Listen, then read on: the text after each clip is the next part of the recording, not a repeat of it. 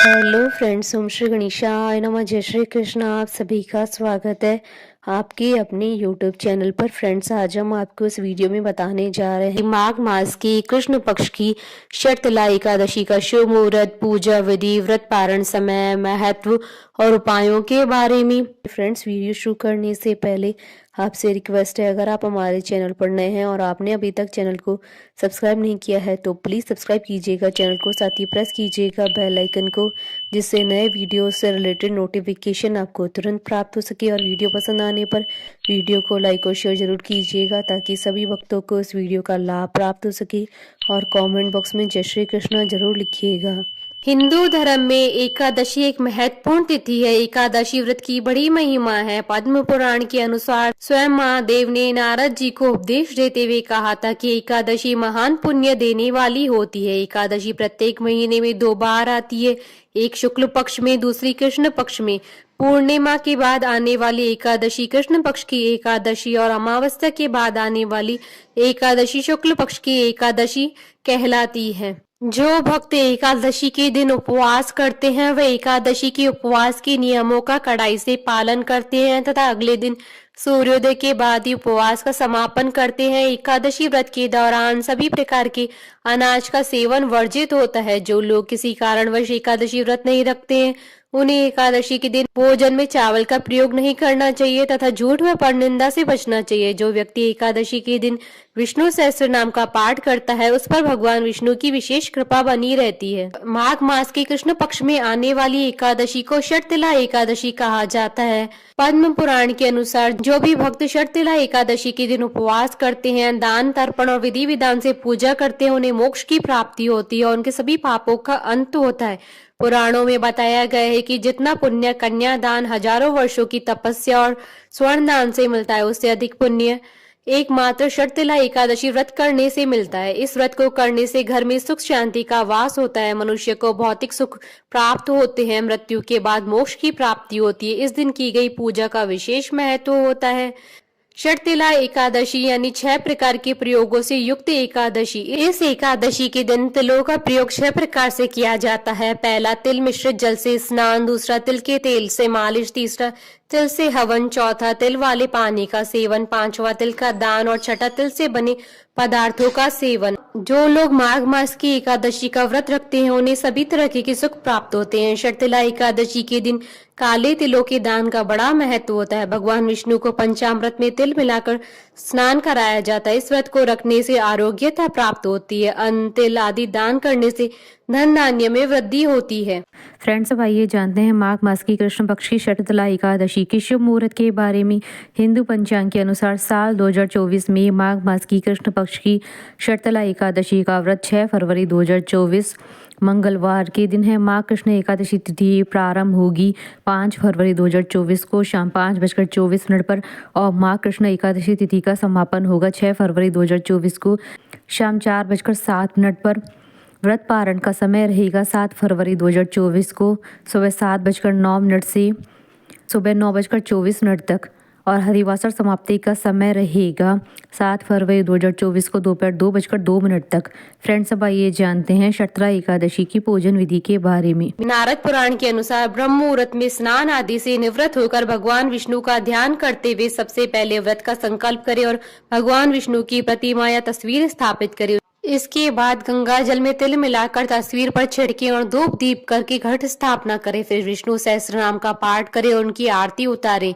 इस दिन भगवान को तिल का भोग लगाएं, साथ ही तिल युक्त फलाहार खिलाएं। इस दिन दान का भी विशेष महत्व है, इसलिए तिल का दान करें। माघ मास में जितना तिल का दान करेंगे उतने ही हजारों साल तक स्वर्ग में रहने का अवसर प्राप्त होगा।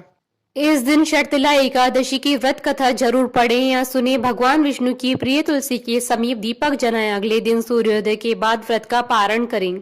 शर्तला एकादशी की पौराणिक कथा। एक समय दालभ्य ऋषि ने पुलस्त्य ऋषि से पूछा कि हे महाराज, पृथ्वी लोक में मनुष्य ब्रह्म हत्या इत्यादि महान पाप करते हैं, पराय धन की चोरी तथा दूसरे की उन्नति देखकर ईर्ष्या करते हैं, साथ ही अनेक प्रकार के व्यसनों में फंसे रहते हैं, फिर भी उनको नरक प्राप्त नहीं होता है। इसका क्या कारण है? वे न जाने कौन सा दान पुण्य करते हैं जिससे उनके पाप नष्ट हो जाते हैं यह सब कृपा पूर्वक आप कहिए। पुलस्त्य मुनि कहने लगे कि हे महाभाग, आपने मुझसे अत्यंत गंभीर प्रश्न पूछा है, इससे संसार के जीवों का अत्यंत भला होगा। इस भेद को ब्रह्मा, विष्णु, रुद्र तथा इंद्र आदि भी नहीं जानते, परंतु मैं आपको यह गुप्त तत्व अवश्य बताऊंगा। उन्होंने कहा कि माघ मास लगते ही मनुष्य को स्नान आदि करके शुद्ध रहना चाहिए। इंद्रियों को वश में कर काम, क्रोध, लोभ, मोह, अहंकार, ईर्ष्या और द्वेष आदि का त्याग कर भगवान का स्मरण करना चाहिए। पुष्य नक्षत्र में गोबर, कपास, तिल मिलाकर अनेक कंडे बनाने चाहिए। उन कंडों से 108 बार हवन करना चाहिए। उस दिन मूल नक्षत्र हो और एकादशी तिथि हो तो अच्छे पुण्य देने वाले नियमों को ग्रहण करे। स्नानादि नित्य क्रिया से निवृत्त होकर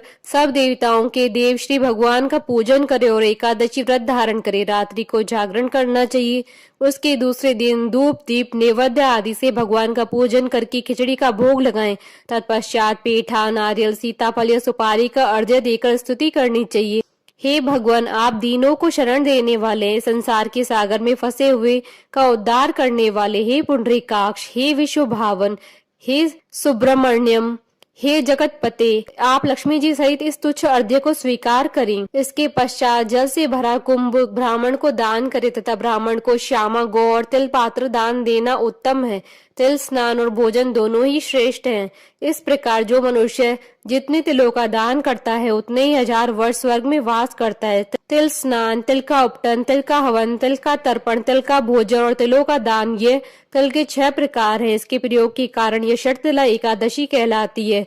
इस व्रत को करने से अनेक प्रकार के पाप नष्ट हो जाते हैं। इतना कहकर पुलस्त्य ऋषि कहने लगे कि अब मैं तुमसे इस एकादशी की कथा कहता हूँ। एक समय नारद जी ने भगवान श्री विष्णु से यही प्रश्न किया था और भगवान ने जो शर्तला एकादशी का महात्मा नारद जी से कहा था सो मैं तुमसे कहता हूँ। भगवान ने नारद जी से कहा, हे नारद, मैं तुमसे सत्य घटना कहता हूँ, ध्यान पूर्वक सुनो। प्राचीन काल में मृत्युलोक में एक ब्राह्मणी रहती थी। वह सदैव व्रत किया करती थी। एक समय वह 1 मास तक व्रत करती रही। इससे उसका शरीर अत्यंत दुर्बल हो गया। यद्यपि वह अत्यंत बुद्धिमान थी तथापि उसने कभी देवताओं और ब्राह्मणों के निमित्त अन्न या धन का दान नहीं किया। इससे मैंने सोचा कि ब्राह्मणी ने व्रत आदि से अपना शरीर शुद्ध कर लिया, अब उसे विष्णु लोक तो मिल जाएगा, परंतु इसने कभी अन्न का दान नहीं किया है, इससे उसकी तृप्ति होना कठिन है। भगवान ने आगे कहा, ऐसा सोचकर मैं साधु की वेश में मृत्युलोक में उस ब्राह्मणी के पास गया और उसे भिक्षा मांगी। वह ब्राह्मणी बोली, महाराज किस लिए आए हो? मैंने कहा, मुझे भिक्षा चाहिए। इस पर उसने एक मिट्टी का डेला मेरे भिक्षा पात्र में डाल दिया। मैं उसे लेकर स्वर्ग लौट आया। कुछ समय बाद ब्राह्मणी भी शरीर त्याग कर स्वर्ग में आ गई। उस ब्राह्मणी को मिट्टी का दान करने से स्वर्ग में सुंदर महल मिला, परंतु उसने घर को अन्न आदि सब सामग्रियों से शून्य पाया। घबरा कर वह मेरे पास आई और कहने लगी कि भगवान, मैंने अनेक व्रत आदि से आपकी पूजा की है, फिर भी मेरा घर अनादि सब वस्तुओं से शून्य है। इसका क्या कारण है? इस पर मैंने कहा, पहले तुम अपने घर जाओ, देव स्त्रियां आएंगी तुम्हें देखने के लिए। पहले उनसे शर्तला एकादशी का पुण्य और विधि सुन लो, तब द्वार खोलना। मेरे ऐसे वचन सुनकर वह अपने घर गई। जब देव स्त्रियां आई और द्वार खोलने को कहा तो ब्राह्मणी बोली, आप मुझे देखने आई हैं तो शर्तला एकादशी का महात्मा मुझसे ही कहो। उनमें से एक देव स्त्री कहने लगी कि मैं कहती हूँ। जब ब्राह्मणी ने शर्तला एकादशी का महात्मा सुना तब द्वार खोल दिया। देवांगनाओं ने उनको देखा, न तो वह गांधारवी है और न ही आसुरी, वरन पहले जैसी मानुषी है। उस ब्राह्मणी ने उनके कथनानुसार शर्तला एकादशी का व्रत किया। इसके प्रभाव से वह सुंदर और रूपवती हो गई। उसका घर अन्न आदि समस्त सामग्रियों से युक्त हो गया। अतः मनुष्य को मूर्खता त्याग कर शर्तला एकादशी का व्रत और लोभ न करके तिल आदि का दान करना चाहिए। इससे दुर्भाग्य, दरिद्रता, अनेक प्रकार के कष्ट दूर होकर मोक्ष की प्राप्ति होती है। कथा सार, इस उपवास को करने से जहाँ हमें शारीरिक पवित्रता और निरोगिता प्राप्त होती है, वहीं अन्न, तिल आदि दान करने से धन धान्य में बढ़ोतरी होती है। इससे यह भी सिद्ध होता है कि मनुष्य जो और जैसा दान करता है, शरीर त्यागने के बाद उसे फल भी वैसा ही प्राप्त होता है। अतः धार्मिक कृत्यों के साथ साथ हमें दान भी अवश्य करना चाहिए। शास्त्रों में वर्णित है कि बिना दान किए कोई भी धार्मिक कार्य संपन्न नहीं होता है। बोलिए भगवान विष्णु की जय, सनातन धर्म की जय। हमारे साथ इस वीडियो में अंत तक बने रहने के लिए आपका धन्यवाद। ओम श्री गणेशाय नमः। जय श्री कृष्ण।